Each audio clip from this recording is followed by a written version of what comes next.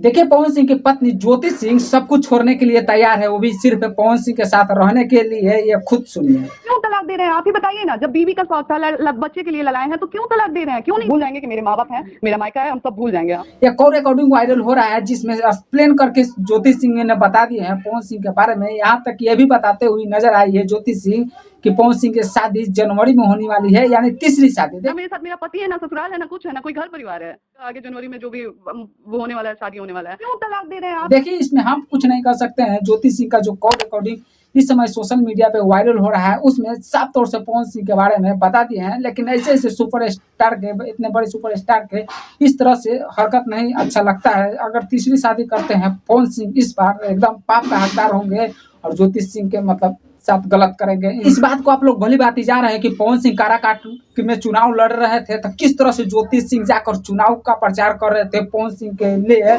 और वो इंसान पवन सिंह मतलब ज्योति सिंह के साथ गलत कर रहे हैं। भले पवन सिंह अभी तक कोनो पोस्ट नहीं किए हैं, यह अलग बात है, लेकिन पवन सिंह को एक पोस्ट करके पूरा पब्लिक को बता देना चाहिए। ये जिस तरह से सोशल मीडिया पे ये अफवाह फैलाया जा रहा है, क्या है ये, मतलब जनता को एक्सप्लेन करके बता देना चाहिए पॉर्न स्टार पवन सिंह को। लेकिन अभी तक कोनो पोस्ट नहीं किए हैं, कोनो एक फोटो नहीं, एक फोटो ही सोशल मीडिया पर डालकर मानी सब लोग को एक्सप्लेन कर देना चाहिए कि ना ऐसा बात नहीं है। लेकिन अभी तक के पवन सिंह इस तरह का कोनो जवाब नहीं दिए हैं। लेकिन आप लोग क्या सोचते हैं, पवन सिंह अगर तीसरी शादी करना चाहिए या नहीं करना चाहिए? ज्योति सिंह को तलाक देना चाहिए या न देना चाहिए? ज्योति सिंह बिल्कुल एकदम सही है, कहा कि पवन सिंह के चुनाव में किस प्रकार से चुनाव में संघर्ष किए है, खुद सुनिए वीडियो। हम चुनाव में जाते क्या? मेरे पैर में छाला पड़ा था, मेरे पैर से चला नहीं जा रहा था, मेरी तबियत खराब हो गई थी, मुझे उल्टी हो रही थी, फिर भी मैं लगातार धूप में घूमी हूँ। मैं यही सोच के गई थी ना कि मुझे अपना रिश्ता बचाना है।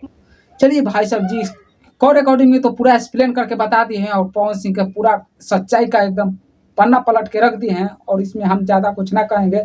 आप लोग के क्या राय है कमेंट सेक्शन में जरूर बताइएगा। और बात करते हैं, यहाँ तक कि ज्योति सिंह पवन सिंह के पाने के लिए सब कुछ यहाँ तक कि छोड़ने के लिए तैयार है, लेकिन यह इंसान पवन सिंह को कुछ नहीं बुझा रहा है।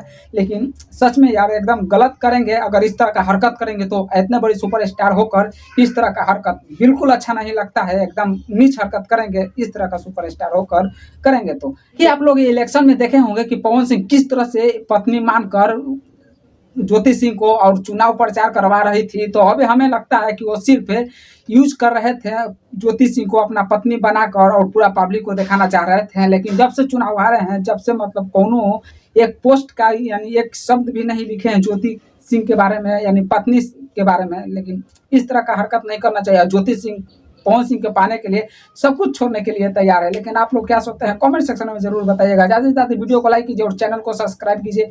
एक न्यू चैनल का लिंक वीडियो के नीचे है, उस चैनल को भी आप लोग सब्सक्राइब कीजिएगा। बहुत बहुत वीडियो को देखने के लिए आप सभी को बहुत बहुत धन्यवाद।